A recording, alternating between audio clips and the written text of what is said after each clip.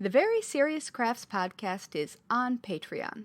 Visit patreon.com/seriouscrafts to support our podcast, find out about our Patreon half-stitched episodes, and more.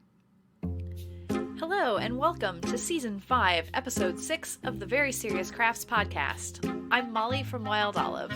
And I'm Haley from Red Handled Scissors and the Bones and Bobbins podcast. Today we'll be talking about paper cutting in all its forms. Or at least some of its forms. I was going to say, hopefully not getting paper cuts because that's miserable. No, we don't want that. Yes, no. I'm going to back away slowly from that. I'm always getting mysterious paper cuts. Yeah, and often from things that you wouldn't expect to get the paper cut from, right? Like tinfoil.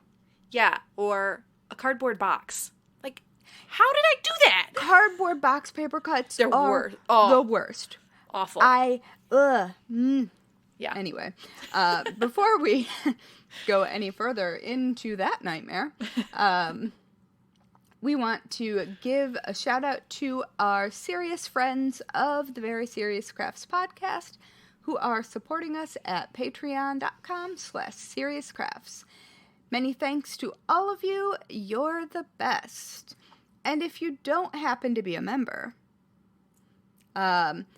there is a huge back catalog of bonus episodes, and they would be available to you for supporting us. So, if you want to hang out with us more, you should. So, first of all, before we start talking about paper cutting, I just wish that everyone listening could smell the smells in my house right now, because someone is baking, I think, some quick bread, and I just have to share that it's really good. So if you hear me drooling while recording, that's why.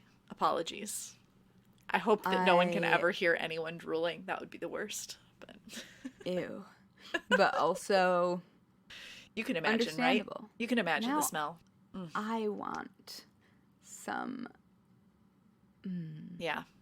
All right. Well, in things that are, they don't smell as good, but they do bring a sense of that satisfaction.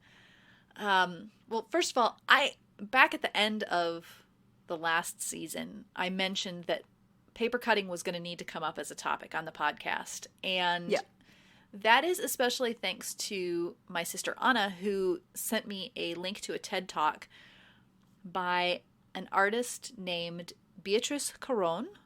And she is she does paper cutting primarily, but she branches into other mediums, but still in the style of her paper cuts. And she, in this TED Talk, which I will link in the show notes because it's worth watching. And again, she comes at this from an artist's perspective, and it's wonderful to take in, and especially how she uses story as part of her paper cuts. But she walks out onto the stage wearing a full-length Tyvek cape that has been paper cut with these storytelling imagery, and it's just remarkable. It's also brilliant that she has made it out of Tyvek, because of course that's not going to tear the way that trying to make it out of regular paper would, which that weirdly will last. Yeah.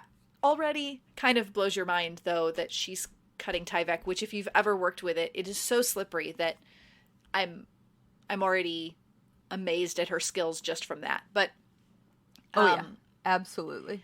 The level of detail that she puts into her paper cuts, which of course she also gives a little bit of the history of the word silhouette and paper cutting in general, and artists' books Kirigami and things.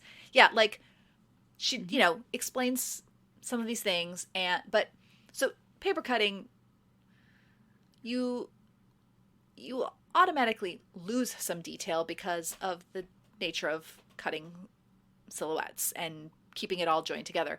But it's still really, really detailed and amazing. So Yeah. Go and make sure that you take in at least some of her TED Talk, because it's amazing. And I just thought, all right, let's talk about cutting paper and making things like this. Like I did it's almost really it's definitely funny to go from talking about a hand cut Tyvek cape to the paper cutting project that I most recently did, which was very simple cutouts to make Christmas, or not Christmas, winter holiday puns. So there was Christmas, but there was also Hanukkah and Kwanzaa and New Year's and solstice and stuff. But they were simple, and so that I could make patterns to give and let kids make them. Mm-hmm.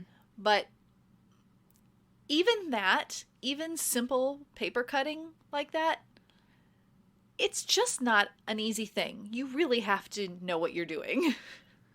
No, and one tiny slip and the whole thing is like, nope. Exactly. And that really freaks me out. Like, that's some high stakes work. Yeah. And so, like, Beatrice Caron, she often will work on long pieces that are like scrolls, and so she'll have it out on a table, and she shows a video of her like working all sped up. And I'm not sure if she works with you couldn't tell. She didn't. I wish that they had shown, or she had shown more of her process of like actually doing the cutting, less about the story. But that was not really the focus of the TED Talk. But I wanted to see more of it like in action. But like I couldn't tell how much she used like a knife versus scissors. Well, I'm looking at specifically some contemporary paper cutting artists on My Modern Met, and it seems that there are specific kinds of paper that are often used, and it looks like a lot of these people only use X-Acto knives. Which, I mean, it makes sense, because that's like a different kind of control. You can work on it flat. You know, you don't risk the, like, you know, folding at points and, you know, cutting out small areas that way. That would be helpful. But that's still well, see, now I've gone to My Modern Met, and there on the homepage they show you a paper quilling artist that is different paper craft, but gorgeous, really beautiful, very different. I just dropped a link into the show notes. Okay. That is a paper sculpture that is natural organism based by it's called The Magic Circle. Yeah, by Rogan Brown. And apparently his work is a combination of hand and laser cuts. Okay. And I could stare at it for hours. Well, yeah. And I will definitely link to that in the show notes, because what? It is so delicate. Well, and that's, I think, delicate. That's even like the Tyvek cape. It's still going to be delicate. It's less delicate because it's Tyvek, but like the fine details and the way that it the layers on this piece are astounding. They look like air. Yeah. Like almost just wisps of smoke that have ended up in that shape. Yeah, sort of reminds me of dropping dye into water almost. Yeah, or like when you like make a wish on a dandelion, and all of the tiny little, it looks soft. It's beautiful. Yeah, it does look really, really soft. Oh, wow. I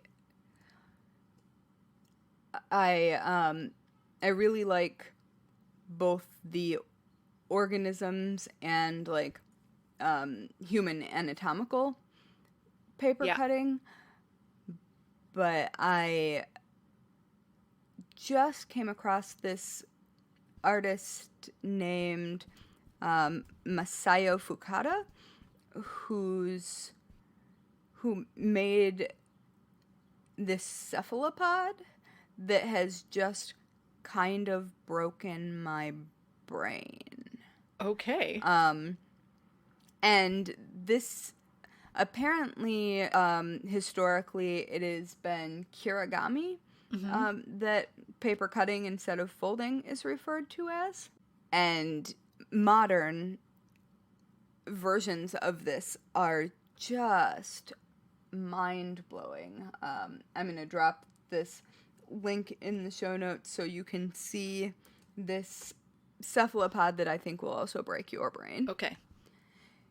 You know those marble statues where they have like gossamer veils and you can see through, like, it looks like fabric, and it is deeply unclear how they managed to do that, like with transparency and stuff. This is like that. Yeah. Okay, side note, this is also about my sister that got this topic happening. First of all, the cephalopod, wow. Right? I don't even understand. Okay, but side note about the statues or ceramic type figures, we knew someone who collected pieces like that, and she had in her home a bust of the Virgin Mary that she had carried home from Italy, like personally carried home from Italy, with a veil that was like that. And the process for this is literally taking fabric, dipping it in the, ceramic coating, and then when it's fired, the inside, the fabric part disintegrates, and it's left with just the ceramic, which is not, it's lacy, right? It's see-through, but that's how they do it. But that's cool. Well, not in like marble carving. No, not in marble, right? But in like ceramic in ceramics, ones, right? That's cool. I didn't know that. So, but what that means is it's very, very delicate. And so if your little sister were to go up and want to see how it feels and they touch it with their finger, oh no, they might just stick their whole finger right through. And hopefully your friend is very understanding and does not say that you need to pay for replacing said piece of sculpture. Yeah. My heart just stopped when you said that. Oh, yeah, that's goodness. Classic story there. Anyway, but I would imagine that you would feel that way about these delicate paper cuts, is that you probably, I would think that you could very easily stick your finger through it. It would just fall apart. And yet here they are holding it in their hands to show it off. I mean, I would be terrified to have one of these pieces in my home. Yeah. Even if, mounted and protected and such, because just like the vibration of living in New York City, yes, I feel like would destroy these. This whole article that you found, though, is absolutely gorgeous because it has paper cutting from around the world.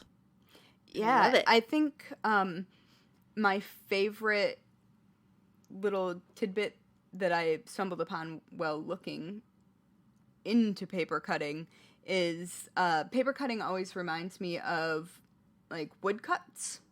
Yeah. And apparently Hans Christian Andersen made paper cuts. He was an enthusiast for paper cutting, and I guess is quoted to have said in, let's see which, in a letter that he wrote in July of 1867, he said that paper cutting is the prelude to writing. That's cool. Yeah, and so the Hans Christian Andersen Museum in Denmark has a collection of his paper cuttings. That's amazing. I also, like, the section on this, in this article about India that is fascinating is that, so in India, they will make these rangolis with powdered dye. And yes, which is beautiful. It's beautiful. My sister, wow, she comes up in this episode a lot.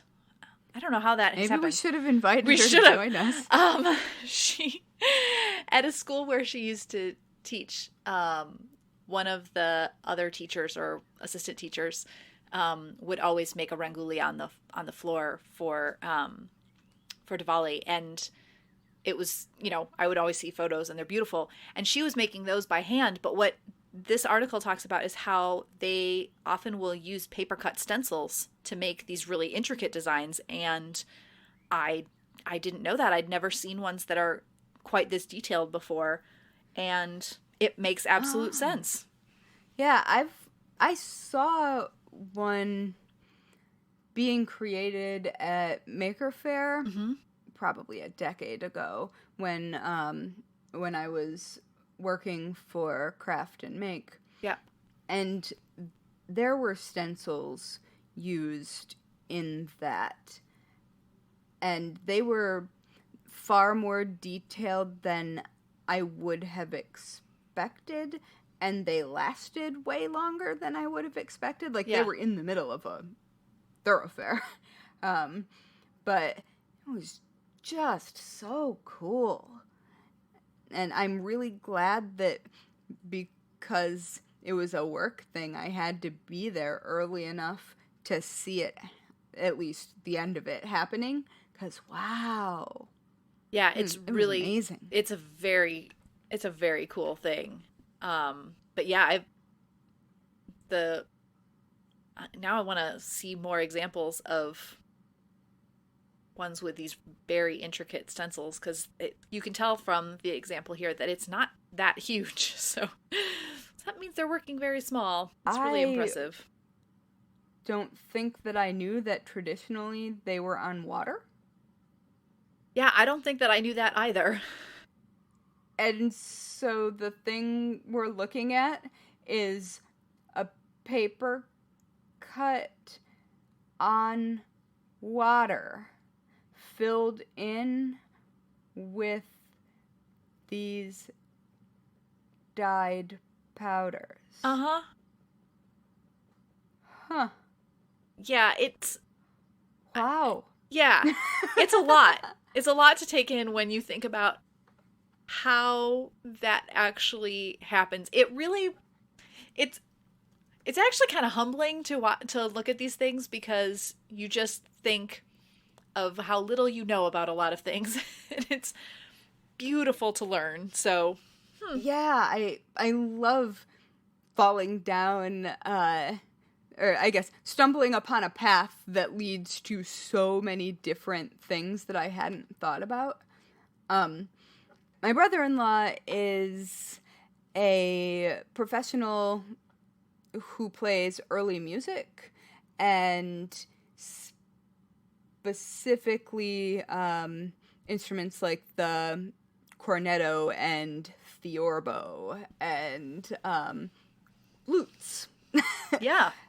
Things like that. And he is extremely talented. And a couple of summers ago, probably more than a couple since the pandemic has paused time, he was spending the summer, my father-in-law's a violin maker, and so Nathaniel, my brother-in-law, was spending the summer working in the violin studio with his dad, just, to see if that was a path he wanted to go down. Uh-huh. And so he built a lute. As one does. Like you do. Yes, so he was briefly a luthier. But the point when I saw the process was when he was cutting out the rosette. So you know how guitars have the opening in the where center? the strings go over and yep. Mm-hmm. Yeah, well, so do lutes. Yeah. But they usually have really intricate wooden, very, very, very thin wooden cutouts. Yeah. And that's all done by hand. And sure. So my brother-in-law was, for the first time, I believe, doing this very intricate 17th century wood rosette carving on super thin wood with obviously paper on top with an X-Acto knife. And it was very much this. And I was so stressed out on his behalf that I just noped right on out of there. But it was really cool. Yeah, that is very cool. Well, that's one time I was at Disney World, and I was actually at Disney Springs, so like the shopping area near Disney related to them. And there was, one of the little specialty carts where you can buy all manner of, each cart has its own thing. And this one particularly was for having silhouettes made. And the way that they are done is they hire a very skilled artist to run that cart. So they are your salesperson and your paper cutter. And this woman just stood there and looked at the person and cut out a perfect silhouette of them. That is just so impressive. It was like magic. And wow. And my dad had a whole conversation with her because that's what my dad does when we're anywhere. And your dad and my mom. Yeah, exactly. Mm-hmm. And talked about other people that she knows that it's a very specific field of doing that kind of silhouette cutting, and the people all know each other because of that, and it was fascinating. Oh, yeah. But she just cut out a perfect silhouette of someone that she had never seen before. And that kind of spatial awareness is truly a skill. Yeah. And then combine it with an understanding of a mastery of the tools and materials, because paper does things. And if you cut at the wrong angle, you can tear it, you can overcut, you can make a mess of it and wrinkle it. It's all of the things. And it's amazing. Yeah. Being able to do that with accuracy and speed. Yeah. And it's small too. This person was making a silhouette that was probably 4 to 5 inches tall. I really wish that more people had experience making things that require skill. Yeah. Because I feel like a lot more appreciation should be given to artists in those situations with those skills, because they are I feel like everyone should be mind-blowingly impressed. Yeah. And they're probably not. Yeah. I feel like that would make me throw people in a swamp. Being Disney World. Disney, there was a clean body of water nearby, so clean-ish. So you could at least do that, Yeah. I mean, I don't want to throw somebody where the alligators are. No, but like the giant Lego sea serpent, that would Yeah. be okay. Absolutely. Yeah. Yep. Yeah, No, that's fine. I don't want to ruin your day. No. I just want to make you mildly uncomfortable for a little while in Florida. Exactly. Speaking of Disney, though, switching gears from this person that hand cut stuff, then we get into the realm of like cutting machines and all of that. And oh my goodness, I just realized that my cousin-in-law, Brittany, makes intricate storytelling 3D paper cut art. And I had, like, with lighting and all sorts of things, and I had completely forgotten until just this moment. That's cool. Yeah. I don't know if she has an online presence. She's, I think, known in the cosplay world. Oh, okay.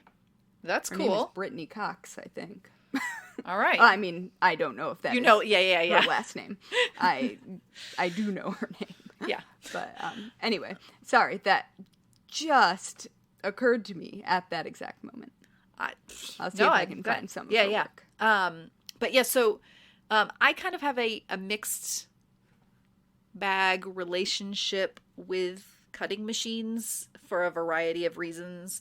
But there is a designer who I always love her stuff, and she does a ton of Disney-themed pieces. Yeah. Like patterns that she just gives away for free because Disney. But her website is Designs by Miss Mandy, MANDEE.com. Mm-hmm.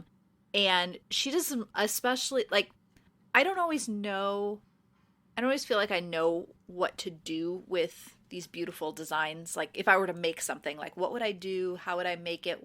All of the things. But I especially love that she does these paper cut pieces that either become like paper lanterns so that you can have them with vellum behind so that they glow, and it is making these scenes from Disney films. Or she recently made I think it was an Encanto inspired like house scene, but she will make like the castles and all of these things.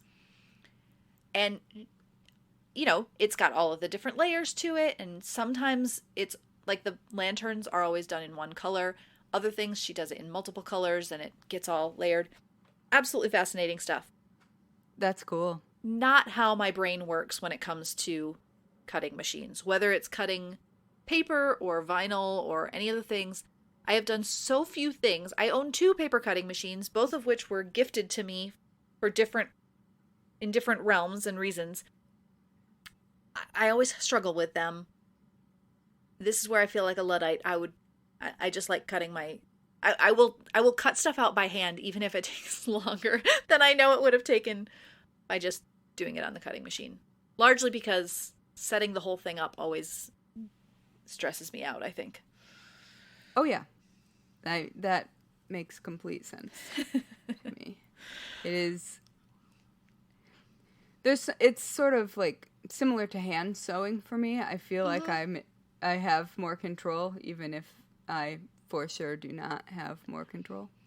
Well, and I think, you know, just like machine sewing, if I were to spend more time using my cutting machines, I would get more comfortable with certain processes. But like the last thing that I did, I made like a tag and a bookmark that was basically pre-punched to do cross stitch through it, which was I really liked the way it looked. It was a cool way to do it, and I probably will try making more things like it, but I'm not comfortable enough with even like the different types of materials to put on the cutting mat and how, like, which cutting mat I should really be using. And so then I ended up with some things that weren't cut as well, and then other things where it was like starting to peel off the back of the paper on the cutting mat, and I'm not proficient in it. And it seems like I should not be great at it either. It seems like it should be a certain amount of just like, oh yeah, you just do the thing. But it really isn't even there, you know? No, it's definitely not. I am weirdly fascinated with laser cutters. Like a glow forge or something like that. Yeah. Yeah. That can do just perfect, tiny, ridiculous things that I do not understand how that can happen. Yes, those I know a couple people who have them, and they have made some very cool things with them. Yep. Yeah.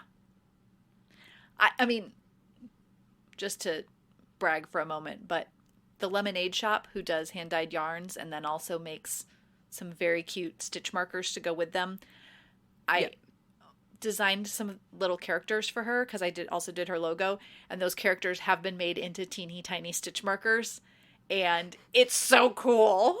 It's so cool to have something that I drew as a laser cut acrylic stitch marker. All right, that's awesome. It's a very fun thing. That's really cool.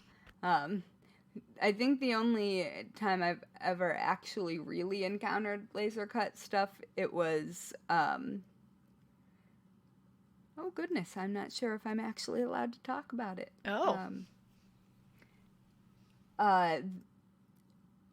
A person, I was in a salon type group, was a designer of castles for a certain very large